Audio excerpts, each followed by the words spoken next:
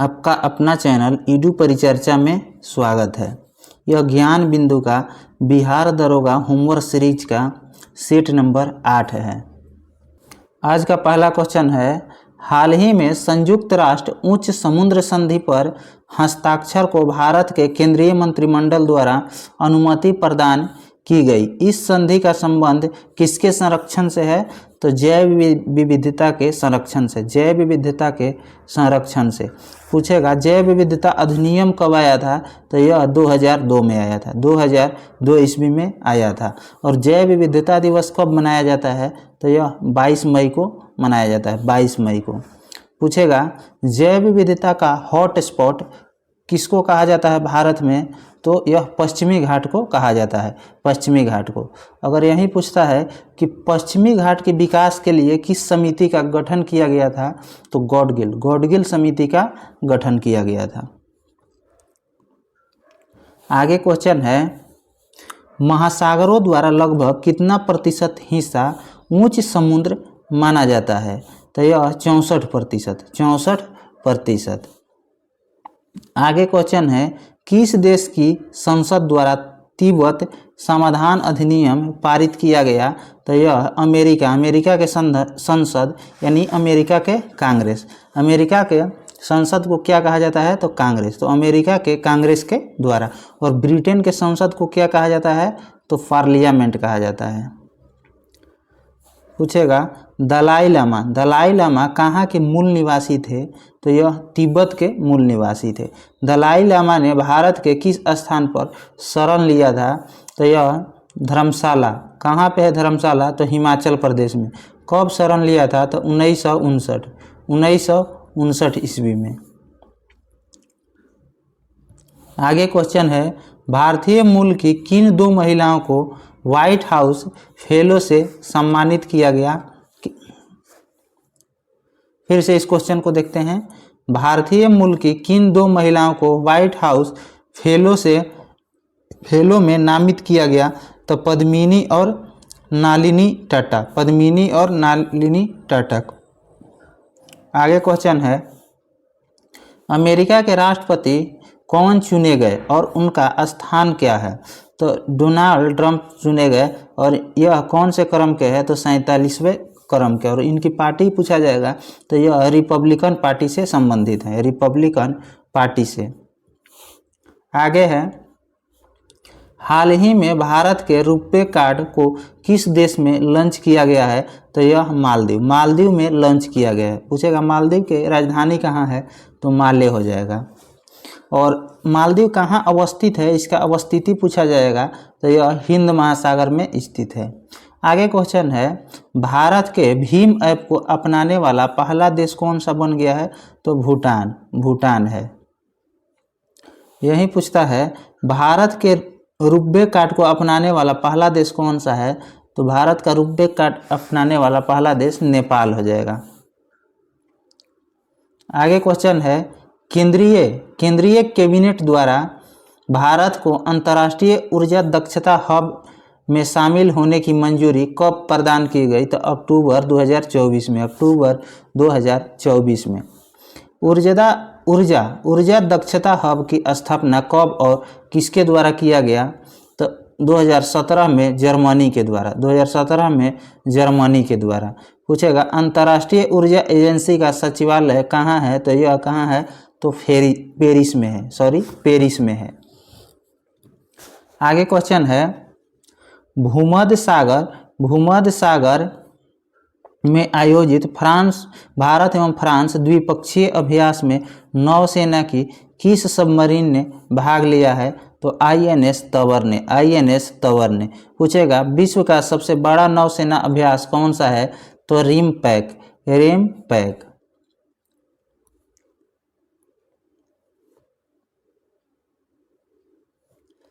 आगे क्वेश्चन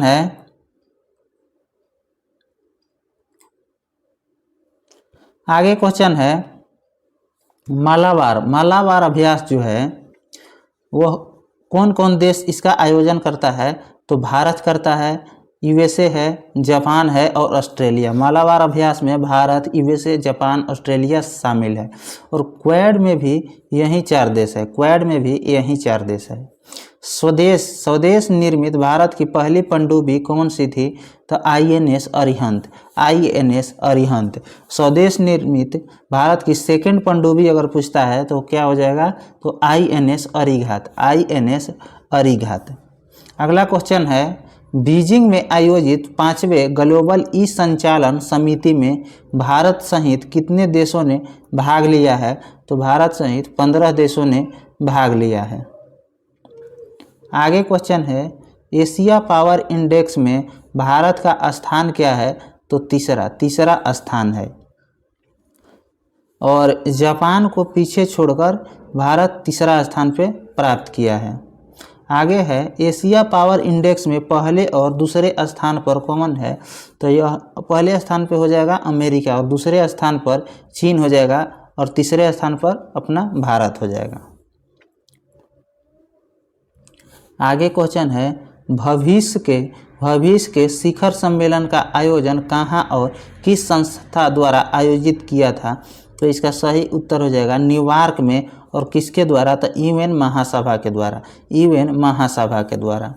आगे है, 21वें भारत आसियान शिखर सम्मेलन 2024 का आयोजन कहाँ किया गया? तो यह नई दिल्ली में किया गया। अगर पूछता है बिमस्टेक, पुस्तक मेला तथा भारत टैक्स का आयोजन कहाँ किया गया? तो यह तीनों का आयोजन जो है नई दिल्ली में किया गया। आगे है, कोलंबो सुरक्षा कॉन्क्लेव का 5वां सदस्य कौन सा देश बना? तो यह बांग्लादेश बन गया। इसमें भारत भी शामिल है, भारत इसमें शामिल है। बांग्लादेश का गठन पूछेगा, स्थापना पूछेगा तो 1971 में। और बांग्लादेश की आज़ादी के लिए भारत ने कौन सा ऑपरेशन चलाया था? तो ऑपरेशन कैक्टस लिली। आगे है, सेला सुरंग जो है भारत के किस राज्य में बनने की मंजूरी प्रदान की गई है? तो यह सेला सुरंग अरुणाचल प्रदेश में। दिबांग सुरंग अगर पूछता है तो यह भी कहाँ हो जाएगा?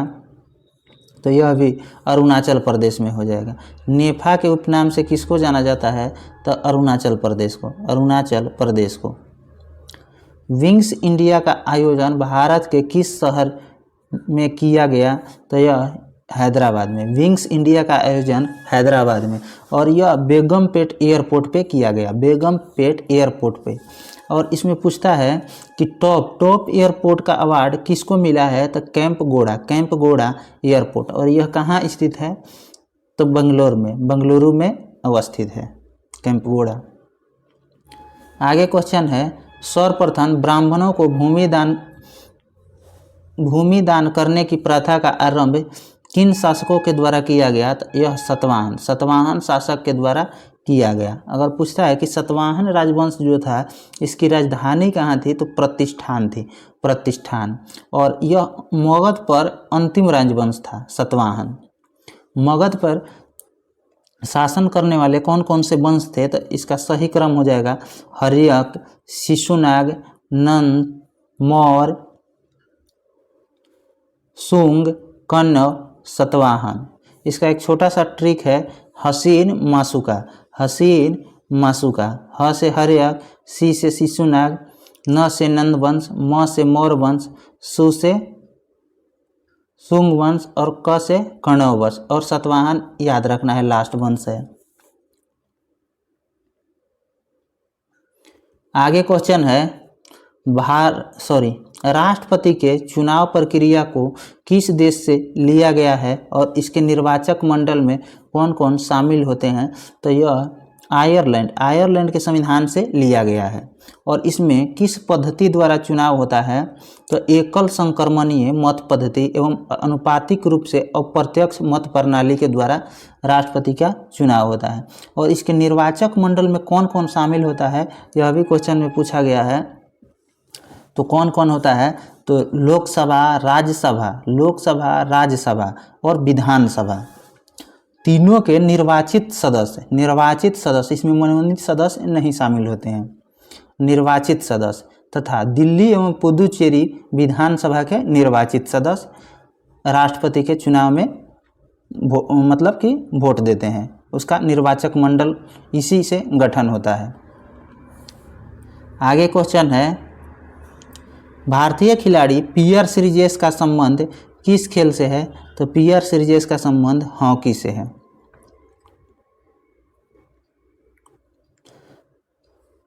और पूछता है कि मनीष नरवाल जो है किस खेल से है? तो शूटिंग से। अवनी लखेरा यह भी शूटिंग से। सर्वजोत सिंह यह भी शूटिंग से संबंधित है। आगे क्वेश्चन है, वह रुधिर कणिका जो रक्त का थक्का का निर्माण में सहायक है कौन सा है? तो प्लेटलेट्स। और रक्त के दो भाग होते हैं, एक होता है ठोस और दूसरा होता है द्रवित भाग। द्रवित भाग में प्लाज्मा होता है, प्लाज्मा, और ठोस भाग में क्या होता है? तो आरबीसी, डब्ल्यूबीसी और प्लेटलेट्स इसमें होते हैं। और पूछता है कि रक्त में प्लाज्मा कितना प्रतिशत होता है? तो 55% के लगभग में होता है।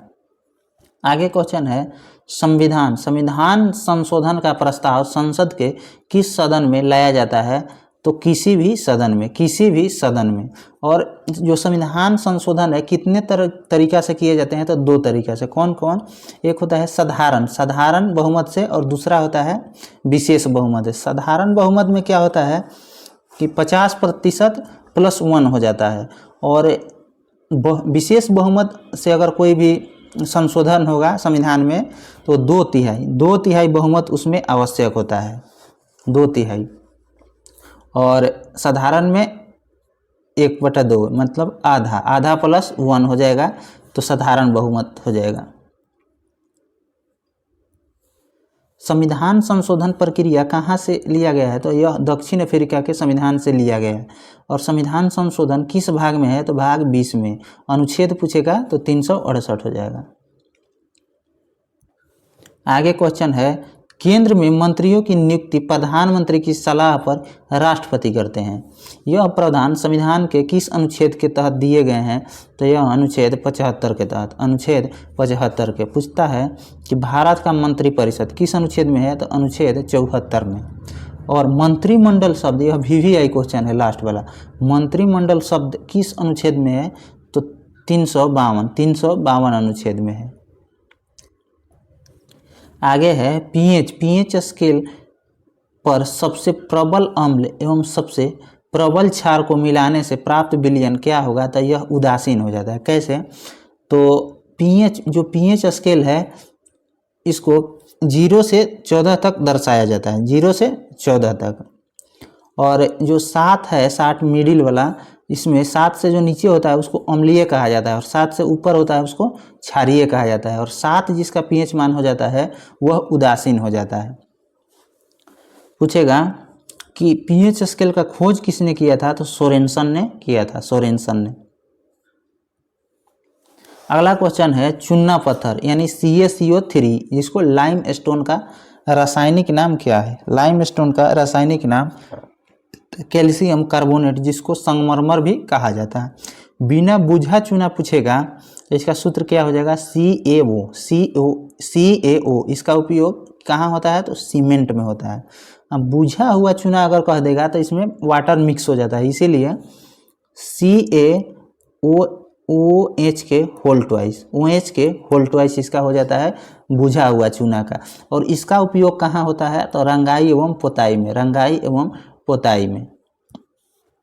आगे क्वेश्चन है, संविधान में सहकारी समिति को किस संविधान संशोधन से संवैधानिक दर्जा दिया गया था?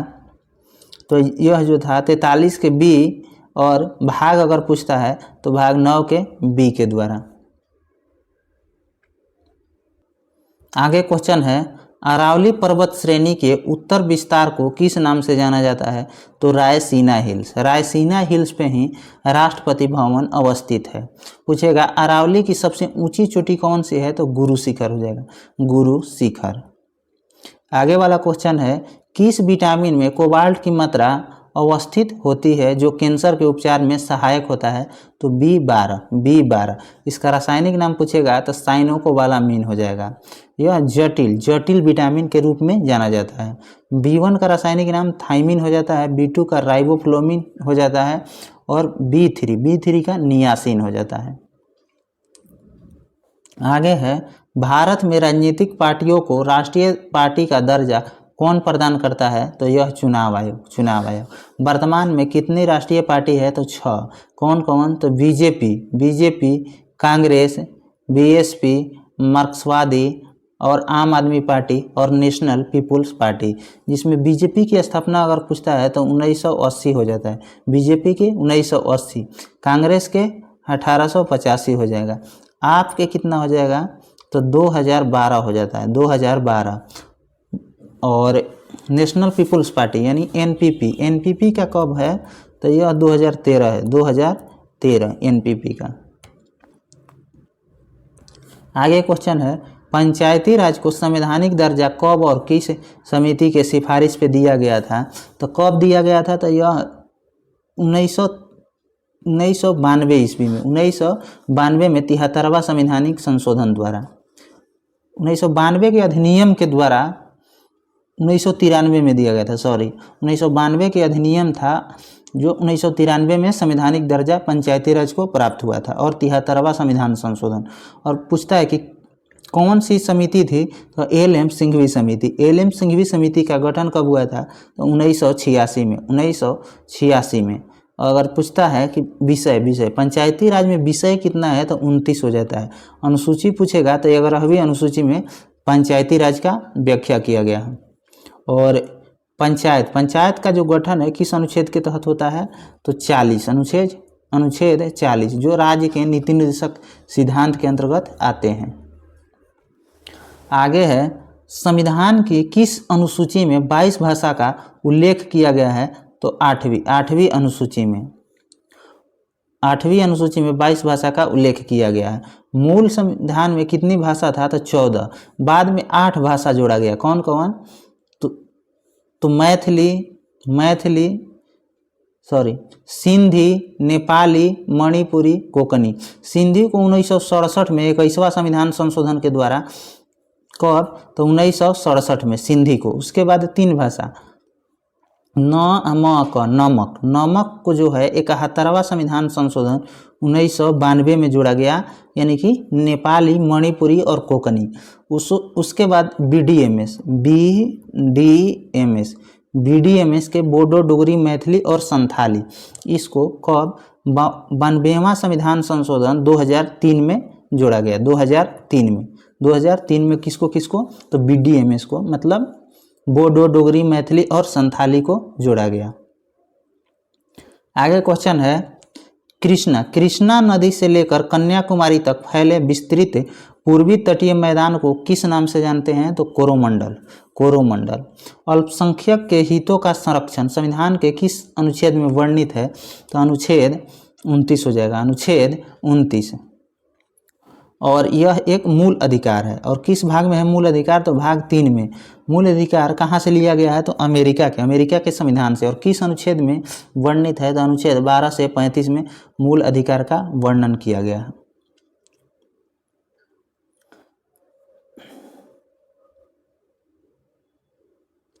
बांधवा। नेक्स्ट क्वेश्चन है, बांधवा गमन शब्द कौन सी संधि है? बांधवा गमन शब्द में कौन सी संधि है? तो यण संधि।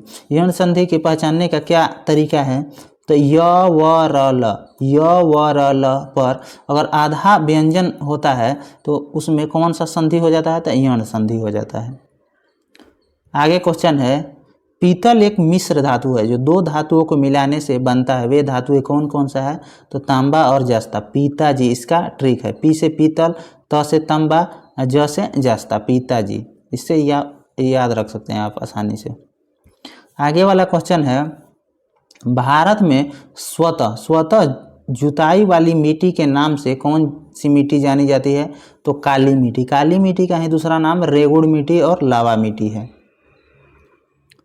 आगे क्वेश्चन है, ठोस अवस्था का द्रव अवस्था से गुजरे बिना सीधे गैस अवस्था में परिवर्तन हो जाना क्या कहलाता है? तो ऊर्ध्वापातन, ऊर्ध्वापातन कहलाता है। 2011 के जनगणना के अनुसार, जनगणना 2011 के अनुसार भारत और बिहार की औसत साक्षरता क्रमशः कितनी है? तो भारत के 74.04% हो जाएगा और बिहार का कितना हो जाएगा तो 61.7% हो जाएगा। फोटोग्राफी में फिक्सर यहाँ होना चाहिए। फिक्सर के रूप में किसका प्रयोग किया जाता है? तो सोडियम थायोसल्फेट, सोडियम थायोसल्फेट। अगर फिक्सर लगा के नहीं पूछता है फोटोग्राफी में किस तत्व का प्रयोग किया जाता है, तो ये हो जाएगा सिल्वर ब्रोमाइड। फिक्सर लगा देगा तो सोडियम थायोसल्फेट हो जाएगा, अगर फिक्सर नहीं लगाएगा तो सिल्वर ब्रोमाइड हो जाएगा। यहाँ मिलान करना है। गलवान घाटी कहाँ है? तो लद्दाख में है। लाहुल, लाहुल घाटी कहाँ है? तो हिमाचल प्रदेश में है। नलांग, नलांग घाटी कहाँ है? तो उत्तराखंड में। जुकू, जुकू घाटी यह नागालैंड में है। एसआई में पूछा हुआ क्वेश्चन है जुकू घाटी। अराकू घाटी कहाँ है? तो आंध्र प्रदेश में। दून घाटी कहाँ हो जाएगा? दून घाटी जो है उत्तराखंड में। दून घाटी उत्तराखंड में। आगे क्वेश्चन है कुल्लू घाटी किन दो पर्वत श्रेणी के बीच अवस्थित है? तो यह पीर पंजाल और धौलाधार, पीर पंजाल एवं धौलाधार श्रेणी के बीच अवस्थित है। पूछेगा मनाली, डलहौजी, शिमला, मंडी यह किस राज्य में है? पर्वतीय स्थल यह सभी हिमाचल प्रदेश में है। आलिया बेट द्वीप नदी के किस मुहाने पर अवस्थित है? तो नर्मदा नदी के मुहाने पर अवस्थित है। नर्मदा नदी का उद्गम स्थल पूछ देगा तो अमरकंटक पहाड़ी मध्य प्रदेश में। और सरदार पटेल का जो स्टैचू लगा हुआ है गुजरात में किस द्वीप पे लगा हुआ है? तो साधु बेट द्वीप पे, साधु बेट द्वीप पे। आगे क्वेश्चन है लक्षद्वीप को मिनिकॉय द्वीप से कौन सा चैनल अलग करता है? तो 9 डिग्री, 9 डिग्री चैनल अलग करता है। और 8 डिग्री किसको अलग करता है? तो मालदीव और मिनिकॉय, मालदीव और मिनिकॉय। आगे क्वेश्चन है कौन सी नदी हजारीबाग पहाड़ को रांची पहाड़ से अलग करती है? तो यह दामोदर नदी है। पूछेगा सर्वाधिक खनिज किस पठार में मिलता है? तो छोटा नागपुर के पठार में, छोटा नागपुर के पठार में। पूछेगा भारत की पहली नदी घाटी परियोजना कौन सी है? तो दामोदर नदी घाटी परियोजना। और इसकी स्थापना पूछेगा तो 1948 में, 1948 में। आगे क्वेश्चन है थाल घाट, भोर घाट, पाल घाट दर्रा किस पर्वत श्रेणी में अवस्थित है? तो यह पश्चिमी घाट पर्वत श्रेणी में अवस्थित है, पश्चिमी घाट में। थाल घाट जो है मुंबई को नासिक से जोड़ता है, पाल घाट जो है केरल को तमिलनाडु से, तथा भोर घाट है जो मुंबई से पुणे को जोड़ता है। आगे है ब्रेल या बराइल पहाड़ी का विस्तार पूर्वोत्तर के तीन राज्य में है? तो यह 4 राज्य में है। कौन कौन? तो नागालैंड, असम, मणिपुर और मेघालय।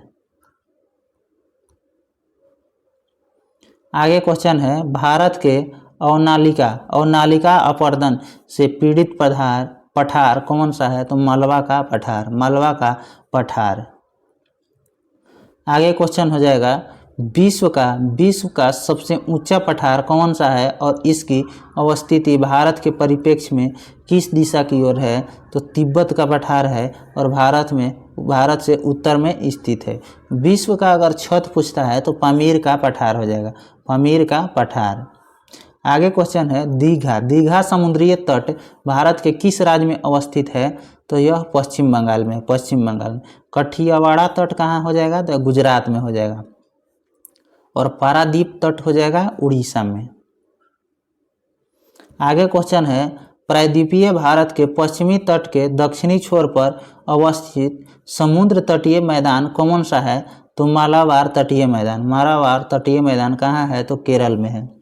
आगे है भारत के उत्तरी मैदान का पश्चिमी भाग किस नाम से जाना जाता है? तो पंजाब के मैदान सुमेलित करना है।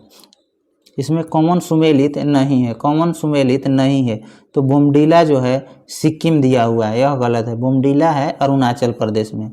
लानकला कहाँ है? तो लद्दाख में है। माना पास कहाँ है, तो उत्तराखंड में है। सिपकिला कहाँ है, तो यह हिमाचल प्रदेश में है। एक छोटा सा ट्रिक है, नीलिमा। नीलिमा यह नीति दारा, लिपुलेख दारा और मन्ना दारा, यह कहाँ है, तो उत्तराखंड में। इसे आप याद रख सकते हैं। आगे क्वेश्चन है, मेघालय के पठार के संबंध में निम्नलिखित में से कौन सा कथन सत्य है। तो मेघालय का पठार प्रायद्वीपीय पठार का विस्तार है, यह सही है। मेघालय का पठार पर खनिज पदार्थ के निक्षेपण नहीं मिलते हैं, यह गलत है, यह गलत है। लास्ट वाला है, मेघालय के पठार पर अवस्थित चेरापूंजी नग्न चट्टानों से ढका हुआ स्थल है और यहाँ वनस्पति लगभग नहीं के बराबर है, यह सही है। पूछ देगा कार्बी एनालॉग का पठार किसको कहा जाता है, तो मेघालय के पठार को ही कार्बी एनालॉग का पठार कहा जाता है। अगला क्वेश्चन है, द्वितीय आंग्ल मैसूर युद्ध की समाप्ति किस संधि के तहत हुआ था, तो मंगलोर के संधि के तहत। आंग्ल मैसूर युद्ध में 3 संधियां किया गया था। इसको याद करने के लिए एक छोटा सा ट्रिक है, मामा सीरी। पहला जो हो जाएगा मद्रास हो जाएगा, दूसरा जो हो जाएगा मंगलोर हो जाएगा, और तीसरा है श्रीरंगपट्टनम की संधि। पहला में मद्रास की संधि, दूसरा में मंगलोर की संधि और तीसरा में श्रीरंगपट्टनम, मामा सीरी। इसे याद रख सकते हैं। चतुर्थ में कोई संधि नहीं हुआ था क्योंकि टीपू सुल्तान उसमें हार गया था और मारा गया था। आगे क्वेश्चन है, 1818 में अंग्रेज और होलकर प्रमुख के बीच तृतीय आंग्ल मराठा युद्ध के परिणाम स्वरूप कौन सा संधि पर हस्ताक्षर किए गए थे, तो मंदसौर की संधि कब हुआ था, तो 1818 में। आंग्ल नेपाल युद्ध जिसके शासनकाल में हुआ था वह है कौन, तो लॉर्ड हेस्टिंग। और किस संधि के तहत समाप्त हुआ था, तो सुगौली के संधि कब हुआ था, तो 1816 में। आगे क्वेश्चन है, निम्नलिखित युग्म में कौन सुमेलित नहीं है, तो देखते हैं। हेक्टर मुनरो जो है बक्सर के युद्ध से संबंधित था, और लॉर्ड हेस्टिंग जो था आंग्ल नेपाल युद्ध से संबंधित था, तथा चतुर्थ आंग्ल मैसूर युद्ध वेलेस्ली के समय में हुआ था। जो दिया हुआ है तृतीय आंग्ल मराठा युद्ध, यह कर्नवालिस दिया हुआ है, यह गलत है। किसके समय में हुआ था, तो लॉर्ड हेस्टिंग के समय में हुआ था। आगे क्वेश्चन है, निम्नलिखित कथन पर विचार कीजिए। पानीपत के तृतीय युद्ध में अहमद शाह अब्दाली ने इब्राहिम लोदी को पराजित किया था, यह गलत है। बाबर ने इब्राहिम लोदी को पराजित किया था। उसके बाद हो जाएगा, तृतीय आंग्ल मैसूर युद्ध में टीपू सुल्तान की मृत्यु हो गया था, यह गलत है। टीपू सुल्तान की मृत्यु चतुर्थ आंग्ल मैसूर युद्ध में और हैदर अली की मृत्यु द्वितीय आंग्ल मैसूर युद्ध में हुआ था, इसीलिए ये दोनों गलत हो जाएगा। आगे है लास्ट वाला, पलासी के युद्ध में सिराजुद्दौला की पराजय के लिए मीर जाफर ने अंग्रेजों से मिलकर षड्यंत्र रचा था, यह सही है। आगे क्वेश्चन है 55 नंबर, सुमेलित करना है। निम्न में से कौन सा एक सुमेलित है, तो प्रथम आंग्ल मैसूर युद्ध है, हैदर अली पराजित हुआ था, यह गलत है। हैदर अली ने अंग्रेजों को पराजित किया था। इसमें द्वितीय में दिया हुआ है, द्वितीय आंग्ल मैसूर युद्ध, हैदर अली ने अंग्रेजों को पराजित किया, यह गलत है। इसमें संधि हो गया था क्योंकि इसमें हैदर अली की मृत्यु हो गया था, तो यह भी गलत है, ये दोनों गलत है। तीसरा है तृतीय आंग्ल मैसूर युद्ध, इसमें टीपू सुल्तान युद्ध जीता और अपना भूभाग अंग्रेजों को नहीं दिया, यह गलत है। दूसरा में ही डेथ हो गया था यह भी गलत है। और किस कारण से गलत है, तो टीपू सुल्तान युद्ध जीता और अपना भूभाग अंग्रेजों को नहीं दिया था, यह गलत है। इसमें भी संधि हो गया था, इसलिए यह गलत हो जाएगा। चतुर्थ आंग्ल मैसूर युद्ध, इसमें टीपू सुल्तान पराजित हुआ और युद्ध के मध्य में मतलब दिवंगत हो गया, मर गया, यह सही है। आगे क्वेश्चन है, कौन सा कथन असत्य है। सहायक संधि को व्यापक प्रयोग वेलेस्ली ने किया था, यह सही है। सहायक संधि को वास्तविक शुरुआत 1799 में हुआ था, यह गलत है। यह 1765 में हुआ था। और सहायक संधि प्रथम बार कौन स्वीकार किया था? तो अवध ने किया था। सहायक संधि को स्वीकार करने वाला पहला राज्य हैदराबाद था, यह भी सही है। क्यों? तो यह ब्लेजली की सहायक संधि जो था उसको स्वीकार किया था हैदराबाद ने। कब? तो 1798 में। आगे क्वेश्चन है, निम्नलिखित कथनों पर विचार करें। लॉर्ड डलहौजी के व्यापकता के सिद्धांत को लागू करके 1848 में सतारा और 1854 में नागपुर पर कब्जा कर लिया गया था, यह सही है। डलहौजी ने गोद लेने की प्रथा को अमान्य किया था, यह गलत है। ये इसी ने शुरू किया था लॉर्ड डलहौजी ने। आगे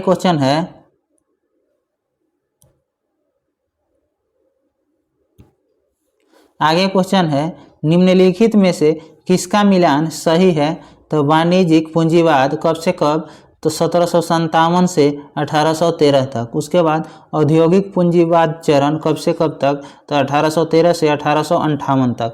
उसके बाद हो जाएगा वित्तीय पूंजीवाद चरण, यह 1858 से 1947 तक था। अगला क्वेश्चन है, सूर्यास्त कानून निम्नलिखित में किससे संबंधित है? तो अस्थाई बंदोबस्त। यह किसके द्वारा शुरू किया? तो कर्नवालिस के द्वारा 1793 में। महलवाड़ी व्यवस्था यह किसके द्वारा शुरू किया गया? तो लॉर्ड हॉल्ट मैकेंजी के द्वारा 1822 में।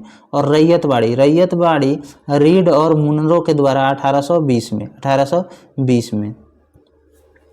अस्थाई बंदोबस्त या इस्तमरारी को किसने पूरे भारत में लागू करने की अनुशंसा किया था? तो आरसी दत्त ने।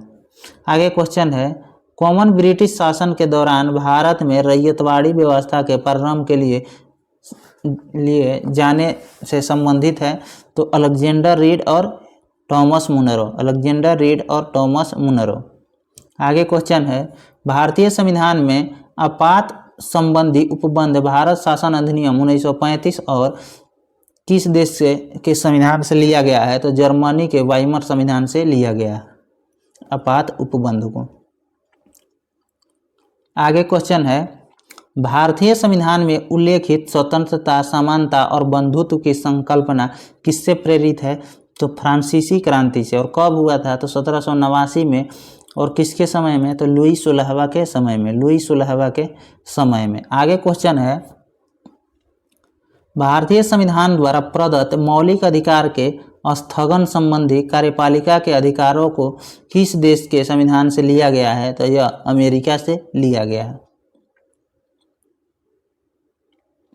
आगे क्वेश्चन पूछेगा, संविधान के संरक्षक के रूप में सर्वोच्च न्यायालय का अधिकार विश्व के किस संविधान संशोधन से लिया गया है? तो यह किस संविधान से लिया गया है? तो यह अमेरिका के संविधान से लिया गया है। आगे पूछेगा, भारतीय संविधान के अंतर्गत संघ और राज्य के बीच शक्तियों का विभाजन किसकी प्रेरणा पर आधारित है? तो कनाडा से लिया गया है। संघात्मक व्यवस्था कनाडा से ली, यही बात इसमें कहा गया। संघ एवं राज्य के बीच शक्तियों का विभाजन ही संघात्मक व्यवस्था कहलाता है। आगे क्वेश्चन है, प्रारूप समिति का विचार कहाँ से लिया गया और इसका गठन कब किया गया? तो आयरलैंड से लिया गया। और इसका गठन पूछेगा तो 29 अगस्त 1947। आगे क्वेश्चन है, संघ संविधान समिति का अध्यक्षता किसने किया था? तो संघ संविधान समिति तथा संघ राज्य समिति तथा संघ शक्ति समिति अगर पूछेगा कोई भी तो जवाहरलाल नेहरू। संघ लगा के अगर पूछता है तो जवाहरलाल नेहरू। संविधान सभा के कार्यों पर गठित समिति के अध्यक्ष कौन चुना गया था? तो जवाहरलाल नेहरू। संविधान की मसौदा समिति ने अपना पहला मसौदा किस वर्ष प्रस्तुत किया था? तो 1948 में।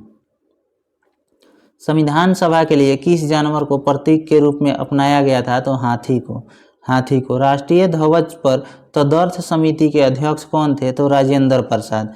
अगर पूछेगा कि झंडा समिति के अध्यक्ष कौन थे? तो JV कृपलानी।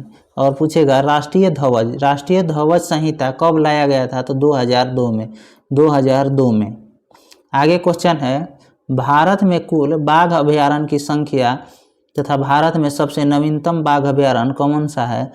तो भारत में कुल कितना है बाघ अभयारण्य? तो 58 है। नवीनतम कौन है? तो माधव नेशनल पार्क। यह कहाँ है? तो यह मध्य प्रदेश में है। भारत का पहला बाघ रिजर्व किसे घोषित किया गया था? तो जिम कॉर्बेट। यह कहाँ है? तो उत्तराखंड में है। आगे क्वेश्चन है, भारत का सबसे बड़ा बाघ रिजर्व कौन सा है और किस राज्य में अवस्थित है? तो यह नागार्जुन श्रीशैलम और यह आंध्र प्रदेश में है। अगर आप इस सीरीज का पूरा सेट देखना चाहते हैं तो हमारे चैनल के प्लेलिस्ट में उपलब्ध है, वहाँ जाकर आसानी से आप देख सकते हैं। और इडुटेरिया का जो 7500 सीरीज का बुक आया था उसका टोटल 91 सेट करा दिया गया है, वहाँ मेरे चैनल पे जाके उसका प्लेलिस्ट देख सकते हैं। धन्यवाद।